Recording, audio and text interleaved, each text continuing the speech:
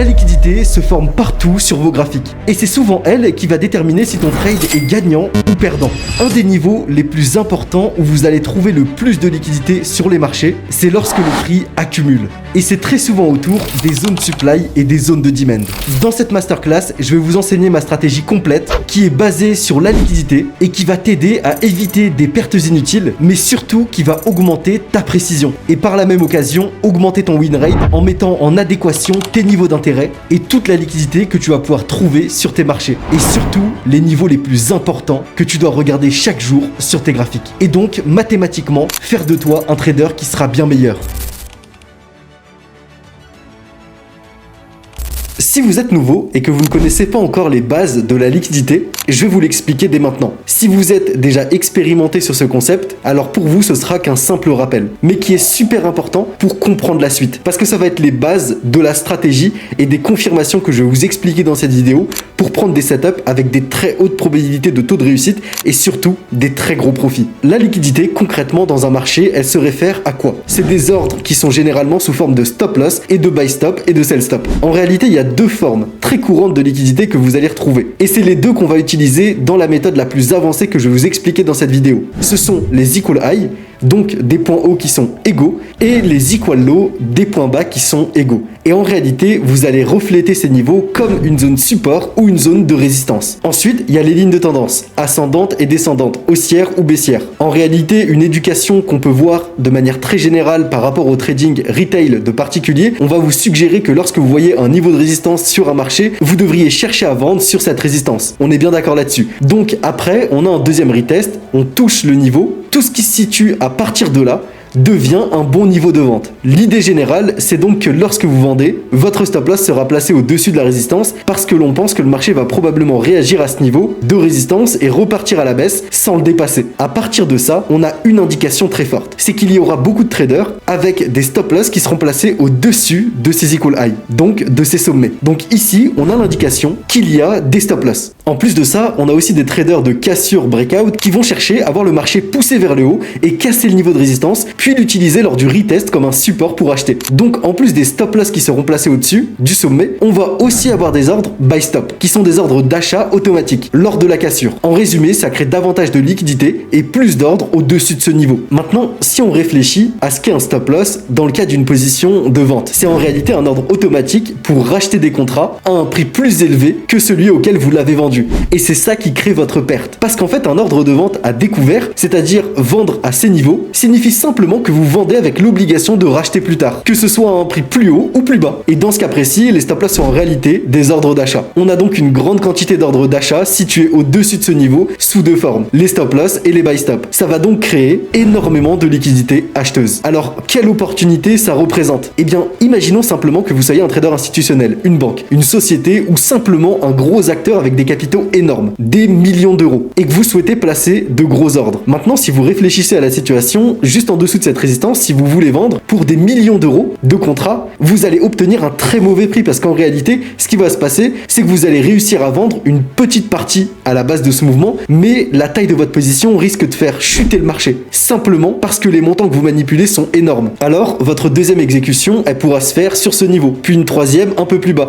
et ainsi de suite. Et au final, vous allez obtenir un mauvais prix moyen parce que vos propres ventes font baisser le marché, ce qui signifie que vous n'arriverez jamais à placer la totalité de votre ordre au bon niveau. Donc, si vous anticipez une baisse de marché et que vous souhaitez vendre dans ce mouvement, ce que vous pouvez faire en réalité, c'est attendre que cette liquidité soit déclenchée. C'est ce qui va ouvrir un grand nombre d'ordres d'achat. Donc, s'il n'y a pas assez de pression vendeuse ici, il pourrait y avoir suffisamment de pression acheteuse pour nous pousser au-dessus du sommet et donc dans cette zone où de nombreux ordres d'achat vont être déclenchés. Et quand tous ces ordres d'achat sous forme de buy stop et de sell stop de vente vont s'activer dans cette zone, il y aura un afflux massif d'acheteurs qui se produira en même temps. Et si vous êtes un gros vendeur, vous avez maintenant beaucoup de liquidité de l'autre côté du trade, donc de contrepartie pour vous positionner. Et si des milliers d'ordres d'achat sont exécutés en même temps, vous pouvez placer une énorme quantité d'ordres de vente. Et c'est ça qui nous amène à ce que l'on appelle un liquidity sweep ou un fake breakout. Le marché pousse au-dessus et stoppe tous ceux qui ont vendu la résistance et déclenche également également tous ceux qui voulaient acheter le retest et la cassure. Ensuite, les gros acteurs peuvent se placer en vente de l'autre côté de tous ces achats, en utilisant cette liquidité en contrepartie. Et c'est ça qui fait baisser le marché. D'un côté, on liquide et de l'autre côté, on entre en vente. Et c'est ça qui crée un scénario où vous perdez d'abord avant que le marché ne bouge en votre faveur. Et les equal low fonctionnent exactement de la même manière. On a des achats qui se produisent sur un plancher de support, il y a beaucoup de stop loss en dessous et ces stop loss sont des ordres de vente automatiques. En gros, si vous avez acheté des contrats sur ce support, votre stop loss sera placé pour revendre automatiquement ces contrats à perte si le marché descend sur ce niveau, afin que vous ne subissiez pas une perte plus importante. Et c'est ça qui vient créer beaucoup de liquidités vendeuses sur ces types de niveaux. Et maintenant, comme dans le cas précédent, on a aussi des ordres de sell stop, des ordres automatiques qui déclencheront des ventes si le prix vient casser ce support. Parce qu'il y a beaucoup de traders qui viennent anticiper une poursuite du mouvement baissier si on casse ce support. On a donc maintenant beaucoup de liquidités vendeuses et si vous êtes un acheteur institutionnel massif, lorsque le marché arrivera dans cette zone, ça déclenchera une énorme quantité de liquidités que vous pourrez prendre de l'autre côté. Ainsi, vos gros achats peuvent être exécutés plus facilement depuis le bas et le marché effectuera sa montée vers le haut juste après. Comme vous pouvez le voir, acheter au support et vendre la résistance, c'est ce qui devrait être une bonne façon de trader. Mais en réalité, ça présente une grande faille puisque les participants institutionnels qui ont réellement le pouvoir de faire bouger le marché n'exécutent pas leurs ordres à ces niveaux, mais plutôt au-dessus ou en dessous de ces niveaux. Donc, vendre sur des equal high et acheter sur des equal low, c'est généralement pas une bonne idée. Maintenant, parlons des lignes de tendance. Elles fonctionnent de manière très similaire. L'idée avec les lignes de tendance, c'est qu'après les deux premiers tests d'une ligne de tendance, tous les tests suivants à partir de là devraient être des bons points d'entrée pour acheter, lorsque cette trendline est haussière. Donc ici, on aura des traders qui vont chercher à acheter un nouveau retest sur cette ligne de tendance. Maintenant, que se passe-t-il sur ce niveau? Eh bien, encore une fois, on a du coup le même problème de liquidité avec beaucoup d'achats qui se produisent ici. Il y a beaucoup de stop loss sous cette zone. On a également des traders qui cherchent des trades sur un break and retest. Donc on casse la trendline, on reteste par le bas et on part à la baisse. Donc eux, ils vont surtout chercher à ce que la ligne de tendance soit cassée, fasse un pullback, retest, puis vendre plus bas. Donc en plus d'avoir beaucoup de stop loss ici du côté des acheteurs, on a également beaucoup de sell stop pour ceux qui tradent les breakouts. Ce qui crée encore une fois un grand bassin de liquidité et c'est exactement ce qu'on voit généralement se produire sur le marché. C'est qu'au lieu de faire un test propre sur la trendline ou un retest par le bas propre après une cassure, le marché traverse souvent la ligne de tendance, balaye toute la liquidité, puis monte, ce qui finit par stopper tous les traders qui étaient à l'achat. Et stoppe par la même occasion tous les traders qui étaient à la vente. Et encore une fois, ça se produit à cause d'une seule chose, de toute la liquidité que les gros acteurs peuvent prendre de leur côté. Et pour une ligne de tendance baissière, c'est exactement la même chose. Tous les vendeurs cherchent à vendre un retest de la ligne de tendance. Et ici, on a tous les breakout traders qui cherchent à acheter après la cassure. Donc on aura un nombre considérable d'ordres et de liquidités dans cette zone. Donc si le marché arrive dans cette zone, très souvent, on va voir le marché revenir vers le bas comme ceci, créant une fausse cassure et stoppant à nouveau les acheteurs et les vendeurs par la même occasion. Et c'est ça la notion de base de la liquidité que vous devez absolument comprendre. Maintenant, on va passer à l'approche la plus avancée des inducements et de la liquidité autour des zones supply et des zones de demand.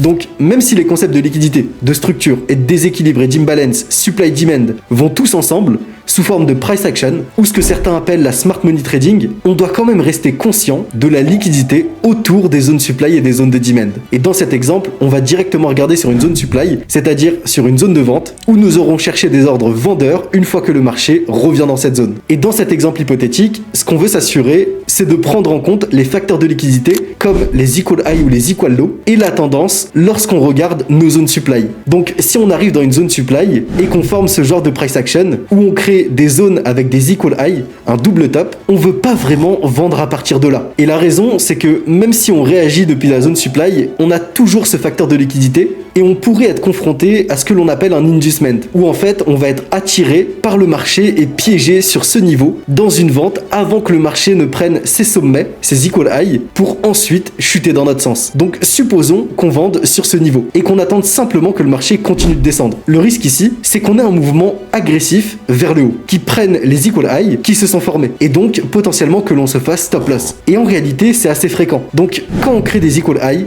comme ceci, ou ce que l'on pourrait appeler comme un double top ou une résistance à l'intérieur d'une zone supply, ça veut pas forcément dire qu'on va avoir immédiatement un mouvement baissier. Et ce qui se passe souvent, c'est que le prix va en fait monter pour prendre ses anciens points hauts avant de lancer un mouvement de vente. Ce qui signifie que si vous vendiez en dessous, avec un stop loss au-dessus de ces points hauts, eh bien vous auriez pris une perte, un stop loss. Alors qu'en réalité le mouvement pourrait ressembler juste après à ça, avant de redescendre. Maintenant, il y a une autre façon dont les choses peuvent légèrement mal tourner ici, et c'est si nous avions plusieurs zones avec lesquelles travailler. Ce qui arrive assez souvent en réalité quand on regarde les supply-demand. Donc on voit qu'au-dessus, on a un déséquilibre, une imbalance dans une zone supply. Maintenant, regardez un petit peu ce qu'on a sur ce niveau. Si on fait confiance à ce double top ou à cette résistance qui s'est formée juste ici, même si par exemple on a réagi dessus une fois, deux fois, trois fois et commencé à avoir une petite faiblesse sérieuse apparaître, on a toujours ce problème de liquidité, puisqu'on a toujours cette zone juste au-dessus qui a une forte probabilité d'être récupérée. Et parfois le prix va simplement remonter et faire ça. Et c'est ce qui peut aussi se produire lorsqu'on crée de la liquidité comme ça. C'est que le marché peut s'étendre jusqu'à la supply plus haute. Donc non seulement on va devoir se soucier de ce qui se passe à l'intérieur de la supply existante, mais on va aussi devoir s'assurer de comprendre le contexte plus large et voir s'il existe d'autres zones que le marché pourrait atteindre pour générer un mouvement agressif, qu'il soit baissier ou haussier, mais en tout cas trouver le réel mouvement que le marché prépare.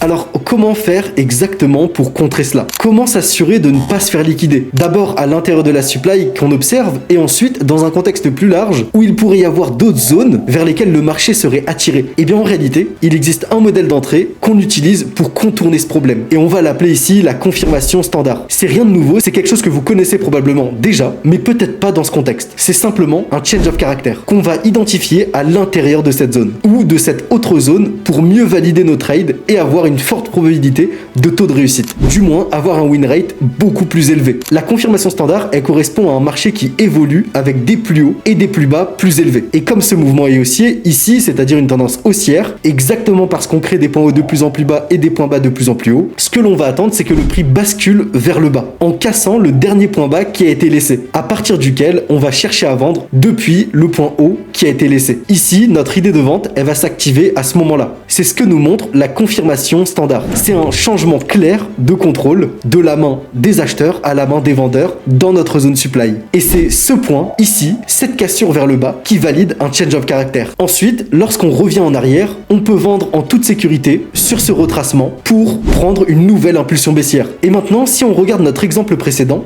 avec des equal high qui ont été créés, on n'a pas réellement fait ça. Donc, on n'a pas eu de change of character passant de l'achat à la vente. Tout ce qu'on a fait ici, c'est remonter et créer des niveaux de liquidité, puis commencer quelques mouvements vers le bas à l'intérieur de ce range. Mais on n'a pas réellement cassé cette structure. Et donc, à partir de ce moment-là, vous avez l'indication que cette zone a peu de chances de rejeter le prix. Donc, que c'est une zone à faible probabilité de taux de réussite. Et que potentiellement, le change of character va se produire au-dessus de votre zone. Et maintenant, dans le cas où le marché rentre dans cette zone et au lieu de créer des plus hauts égaux, des equal high, il aurait fait ceci. Alors, ça aurait fait un sweep de liquidité au-dessus du plus haut de ce mouvement. Et ça nous aurait montré un changement significatif de la tendance que ici, on aurait pu utiliser pour rentrer dans une position lors du pullback sur ce niveau. Donc, en réalité, ici, notre trade aurait pu ressembler à ça. Et il aurait été avec une très haute probabilité de taux de réussite. Puisqu'ici, ce qu'on a réellement fait, c'est aligner la tendance en time frame inférieur. Ce qui nous a permis d'avoir un retournement qui s'est produit à l'intérieur de cette zone en adéquation avec une structure plus large en haut time frame qui, comme on l'a vu, est bien sûr baissière. On a donc utilisé la structure globale baissière du marché avec une confirmation en time frame inférieur dans notre niveau d'intérêt en alignant nos time frames pour préparer un nouveau mouvement baissier. Et c'est exactement à ce stade qu'on a validé une adéquation entre la structure et les time frames plus élevés et celles plus faibles. Ce qui nous permet de prendre un trade avec une haute probabilité de taux de réussite. Mais lorsqu'on observe un marché avec des points hauts égaux, des equal high, on voit pas réellement ça. Parce qu'en réalité, ce qu'on voit, c'est une zone aimantée vers laquelle le prix est susceptible d'être attiré et on voit pas encore de changement clair de contrôle. Et c'est pour ça que dans un mouvement comme celui-ci qui est plus idéal, pour prendre une position, on attend simplement un pullback parce que ça nous valide notre changement clair de structure pour ensuite prendre une vente lorsque la liquidité a été absorbée. Et si on compare ça avec l'exemple précédent où on a plusieurs zones supply, la raison pour laquelle ça devient vraiment utile, c'est que si on avait créé cette liquidité avec des points hauts égaux sur la première zone, juste ici, au lieu de devoir deviner où est-ce qu'on aurait pu rentrer en vente, est-ce que c'est sur la première ou sur la deuxième, et ben on va simplement en réalité pouvoir attendre que le marché effectue son mouvement et confirme ce changement de structure sur ce niveau. Et très souvent, vous allez voir quelque chose comme ceci se produire, où ça semblait initialement être un très bon endroit pour vendre et effectivement ça a créé une petite baisse. Mais maintenant, grâce à votre compréhension de la liquidité, vous auriez évité de vendre parce que vous savez qu'on se trouve sur un point d'inducement, sous un niveau de liquidité à haute probabilité vers lequel le marché est susceptible de se diriger. Et donc, au lieu simplement de vendre une fois que la liquidité a été capturée, vous attendez votre confirmation standard et vous allez même pouvoir voir que dans certaines situations, le prix ne va même pas réagir à la première zone qui se trouvait juste en dessous et se diriger directement vers une autre zone supply. Et comme celle-ci, à ce moment-là, vous avez simplement à appliquer la confirmation standard pour rentrer en position. Et lorsque vous voyez ce changement de structure, c'est à ce moment-là que ça devient votre facteur de validation qui vous permet de vendre. Tant que vous ne le voyez pas, vous patientez simplement. Et ça va vous permettre de maximiser vos résultats et donc d'avoir un très bon taux de réussite. Et dans ce cas-là, vous aurez pu obtenir un trade comme celui-ci parce que vous avez également attendu la confirmation de ce retournement. Et c'est vraiment ça qui va faire la différence entre un trader aguerri et un trader totalement débutant qui va chercher à se positionner sur n'importe quelle zone, en vous aidant à éviter des pertes inutiles et surtout vous aider à valider une zone parfaite pour acheter ou vendre. Et donc sécuriser des entrées sur les niveaux les plus intéressants avec le plus de probabilité de réussite. Maintenant, passons à la partie la plus importante où l'on va prendre cet exemple mais sur le marché réel, puisque c'est toujours plus facile dans la partie théorique que dans la partie pratique. Et si vous aimez cette vidéo, pensez à mettre un petit like, vous abonner à la chaîne et n'hésitez pas à me donner de la force en commentaire pour me dire si vous aimez ce type de contenu. Ici, on se retrouve directement sur l'euro CHF et on voit qu'on est dans une tendance haussière avec un breakout structure qui vient de se produire à la hausse. À la base de ce mouvement, on trouve une zone de demand sur laquelle on a énormément de liquidités qui se sont accumulées avant d'envoyer ce mouvement haussier. Et juste au-dessus de ce niveau, on a une deuxième zone de demand qui s'est créée puisqu'on a fait un rallye, accumulation et un nouveau rallye. Donc on sait qu'ici, on a déjà deux zones de demand dans un même mouvement. Donc à partir de là, on va appliquer les mêmes confirmations que je vous ai présentées précédemment pour trouver quel est le niveau qui a le plus de chances de renvoyer le prix à la hausse. Globalement ici, on va simplement utiliser la confirmation standard que je vous ai présentée précédemment pour trouver le point d'entrée le plus précis. En plus, vous le voyez sur ce niveau en bas, on a un gap qui a été créé à la base de cette impulsion. C'est un niveau de liquidité qui va attirer le prix vers nous pour venir combler les ordres restants, combler ce gap avant de repartir à la hausse. Et ce niveau juste au-dessus, ce doji, nous crée un swing low, donc un niveau d'inducement avec un point de liquidité que le marché va vouloir venir récupérer avant de combler nos ordres restants. On récupère ce point bas, on rentre dans notre zone de demand. Ici, vous pouvez descendre en time frame pour trouver une confirmation standard, donc une cassure de structure pour rentrer en position. Et dans le cas précis où vous ne la trouvez pas, vous appliquez le même concept. Ici, à la base de cette impulsion, on a une nouvelle zone de demand qui a été créée avec des swing low, une imbalance. On a énormément de liquidités à récupérer à l'intérieur de ce setup. Et on va dérouler un petit peu le prix pour voir exactement ce qui se passe. On n'a toujours pas créé de nouvelle impulsion haussière puisqu'on n'a pas cassé l'ancien point haut. On a en plus de ça énormément d'equal low qui se créent juste au-dessus de notre zone de demand, avec des anciens points bas qui sont des niveaux de liquidité très importants que le marché va vouloir absolument venir récupérer. Et regardez ce qui se passe, on vient sweep toute cette liquidité, rentrer dans notre zone de demand avant d'envoyer une nouvelle impulsion haussière qui, cette fois-ci, vient nous créer ce breakout structure. Et en réalité, si on zoome dans ce mouvement baissier qui nous a créé ces equal low, on était dans une structure haussière, une nouvelle impulsion à la base de ce mouvement avec un breakout structure haussier. Et en récupérant les ordres restants à la base de ce mouvement, cette prise de liquidité, et donc ici, juste au-dessus de ce mouvement, on a deux points hauts avec des equal high qui ont été créés dans ce mouvement baissier, dans cette impulsion baissière. Si on descend en time frame, ici on est dans une structure interne qui est baissière, dans cette impulsion qui a récupéré notre ancienne zone de demand qui se trouvait juste en dessous, sur lesquelles on vient de sweep toute cette liquidité, avec des anciens points hauts à récupérer pour que la structure de fond reste haussière et qu'on puisse créer des breakout structures à la hausse. À ce moment-là, lorsqu'on fait cette impulsion haussière à la base de cette zone de demand, on casse la structure interne qui était elle baissière pour récupérer ce niveau. Dans cette impulsion, en plus de ça, on a fait une bougie d'accumulation avant de continuer ce mouvement à la hausse qui deviendra tout simplement une zone de demand. Puisque vous le savez, un setup demand de continuation, c'est tout simplement rallye, base, rallye. C'est-à-dire accélération du prix, une forte hausse, suivie d'une accumulation, d'un ralentissement et d'une nouvelle accélération à la hausse. Et c'est exactement ce qu'on a là après avoir eu la validation, notre confirmation standard sur ce niveau. Et c'est donc à ce moment-là, en validant en plus de ça un nouveau breakout structure à la hausse, qu'on a l'indication qu'on retourne dans une tendance haussière et qu'on va donc pouvoir chercher à se positionner à la hausse. Et ici, en un claquement de doigts, en ayant aligné vos différentes time frames pour trouver des entrées potentiellement plus précises et des confirmations standards en low time frame, et et en ayant simplement appliqué des concepts de liquidité ultra simples qui sont à la portée de tous, vous avez pris une position à plus de 5-6 de ratio risque reward. Et c'est vraiment ce type de position que vous devez chercher au quotidien dans vos analyses. Maintenant, vous pouvez même appliquer la confirmation standard et trouver des niveaux dans votre zone supply ou votre zone de demand, trouver un shosh sur lequel rentrer en position. Je voulais vraiment vous expliquer les deux manières de lire le marché pour maximiser votre rentabilité. C'est pareil, juste après avoir TP, on a envoyé un mouvement baissier et le dernier point a été cassé à la hausse. Ici, on valide notre change of character. On n'a plus qu'à trouver à la base de ce mouvement une bougie pivot sur laquelle prendre une nouvelle impulsion haussière dans le sens de la tendance. Et en fait, ici, l'indication qu'on a, c'est que la structure interne repasse à la hausse et la structure de fond, elle, reste haussière puisqu'on crée toujours des breakout structures de plus en plus haut. Et une nouvelle fois, en utilisant les mêmes confirmations que je vous ai présentées dans cette vidéo, vous avez capturé une position incroyable à plus de 3 de ratio risque reward. Et pour finir, juste ici, je vous montre un dernier exemple sur l'euro CHF. On est dans le même cas de figure que celui que je vous ai présenté précédemment. On sweep la liquidity sur un ancien point bas, juste au-dessus de notre zone de demand, on comble les ordres restants, puis on part directement à la hausse. Ici, on n'a pas pu avoir notre confirmation standard. Donc, potentiellement, vous n'êtes pas rentré en position. Ce mouvement baissier qui a récupéré cette zone de demand vient d'être cassé avec cette nouvelle impulsion haussière. Le marché vous indique quoi? Que l'on repasse sur un mouvement haussier. Et ça, c'est votre confirmation standard. Ici, vous prenez simplement la bougie pivot à la base de ce mouvement. On va toujours privilégier des zones sur lesquelles on a de la liquidité à récupérer au-dessus, des imbalances ou des swing low ou des equal low. Juste ici, on a un magnifique swing low à l'intérieur de cette structure et c'est là que vous allez pouvoir rentrer en position pour prendre une nouvelle impulsion haussière. Et la stratégie est aussi simple que ça. Pas besoin de rajouter 15 000 confirmations et 15 000 confluences pour compliquer quelque chose qui est simple et qui fonctionne. Et c'est cette méthode qui vous permettra d'être rentable sur le long terme. Et ici, notre TP a été touché à plus de 5 de ratio risque reward en allant chercher l'ancien point haut. Voilà, dans cette vidéo, je vous ai présenté l'exact concept que j'utilise tous les jours sur les graphiques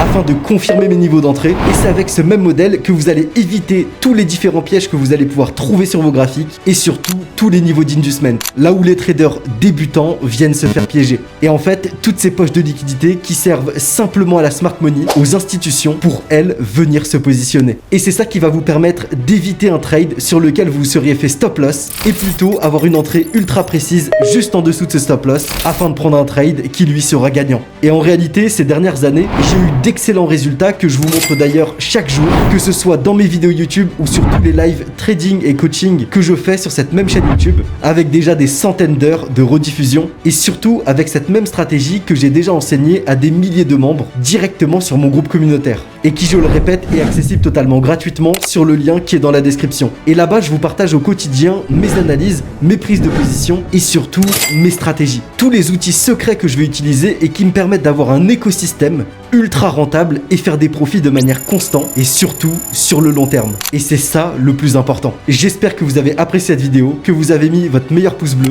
et pour toutes les personnes qui sont réellement motivées à passer au niveau supérieur dans leur trading, je vous invite vraiment à me retrouver sur le lien qui est dans la description. Et je vous dis à la prochaine.